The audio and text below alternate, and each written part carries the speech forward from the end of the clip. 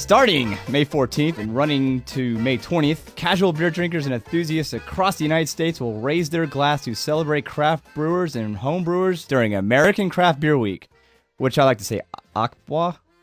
And someone knows a thing or two about craft beer, Julia Herz. Julia, I appreciate you joining me today. Thank you, sir. Before we actually really get started, can I just tell you how impressed I am with your title? It's Julia Herz, Craft Beer Program Director for the Brewers Association, publisher of craftbeer.com, and a certified Cicerone. Now that's a business card. Now let me ask you, what is the Brewers Association for my listeners that are unfamiliar with it? Sure. The Brewers Association is a national nonprofit trade association on behalf of the majority of breweries in the United States today. It's got 2,000 plus breweries, and 1,300 or so are members of ours, both large and small. We put on the Great American Beer Festival. Nice. Do a huge amounts of events. Yes, GABF annual, amazing, must get to if you've never checked it out. I've never been there yet. We also yet. represent homebrewers. I haven't been GABF? out there yet. I've been meaning to get out there, but every time I always have something. My wife's pregnant, or I had to work or something lame. Yes, life or work can get in the way. Yeah, I don't really like having to work too much. But you know a thing or two about craft beer. And I interview hundreds of brewers, reps, owners, and I always want to ask them, because there's so many different definitions of craft beer. Everyone has their own little interpretation. So I like to ask, what is your definition of craft beer? And what does it mean to you? Great question. It comes up a lot. And from the Brewers Association side, we define what a craft brewer is. We do not define craft beer. And I personally, as a beer lover, think that what is craft beer to me may be different than you, but it's handcrafted small batch beer, often made from my local or regional producer. And the Brewers Association does not define that. We've had to define what a craft brewer is, and frankly, of the 2,000 breweries in the United States, so we can put statistics on the small producers, only 51 do not qualify for the small and independent and traditional craft brewer definition. So it gets a little more complex than that. A small producer makes less than 6 million barrels of beer a year.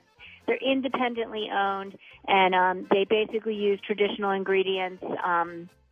And so that's kind of the gist of it. But I don't define what a craft beer is. I think that's up to each individual beer lover. And that's why I like to ask, because everyone always has their own little definition of it. Let me ask you something. What is it about craft beer? I mean, what makes you have such a passion for it? It's an amazing question, because I'm on my own little beery journey, like many of your listeners and you. And yeah.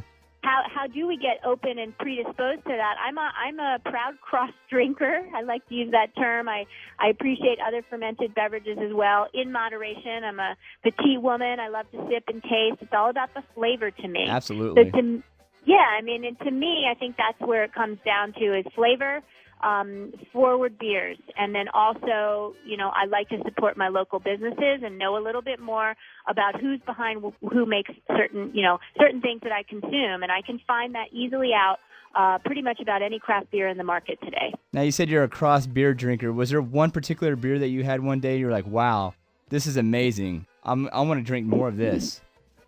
Well, I think beer style-wise, if you look at what's hot, it emanates what a lot of beer lovers are tasting. But I'm probably like you. I'm a self-professed beer geek, so different beer, different occasions.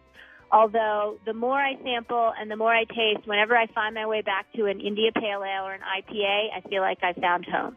Yeah, that's what I was going to say.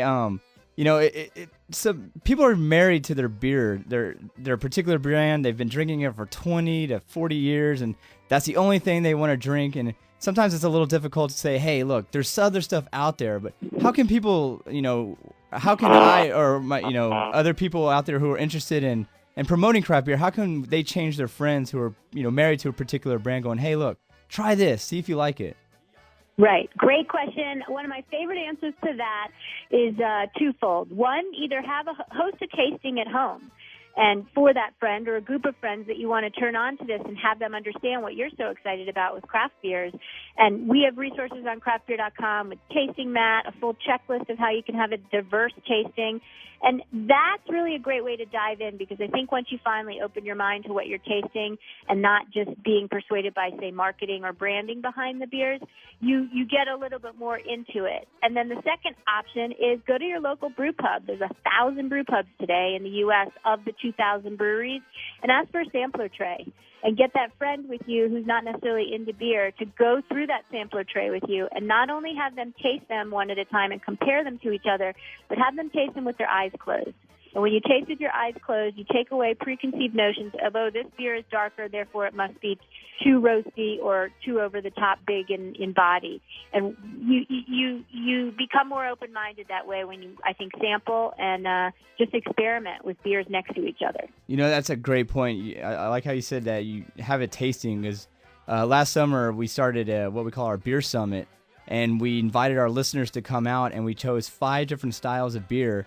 And I was really kind of looking for the people who are mainstream beer drinkers. And I invited them to come out, and we had 5 different styles, from a blonde all the way going to a stout. And we had an IPA in there. Yeah, we had an IPA in there. We had a blonde. And I want to say we had a porter in there as also.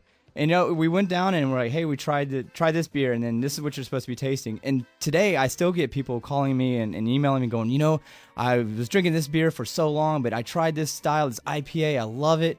And, you know, it's introducing them to a different style of beer that they're not used to. And now they're going, hey, what other styles should I try? Yeah, I love what you just shared, and what a cool summit to have. And if you look at the ingredients of beer, I mean, many people have gotten, as adults, introduced to fermented beverages because of wine. And, I mean, wine's really little less, more one-dimensional, I guess I would say, than craft beer, because wine has amazing acidity, and there is some flavor resonance with the sweetness from the grapes. But that's kind of about it, especially when you're pairing with food. And I like to say that craft beer picks up where wine leaves off. And, I mean, there of the 140 beer styles that we document, there are definitely beer styles that deliver acidity like wine does. And then on top of that, we've got carbonation, which helps scrub the tongue and get you ready for that next bite. And then on top of that, you've got the flavor characteristics of your malts that either can be toffee or roasted or raisin or sugar-like or biscuit. I mean, I could go on and on. And those flavors have a lot of resonance and complement with what we eat. And then you've got hops.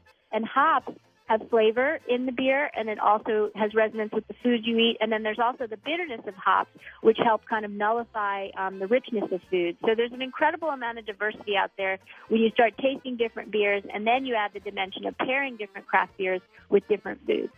All of a sudden, I'm really hungry.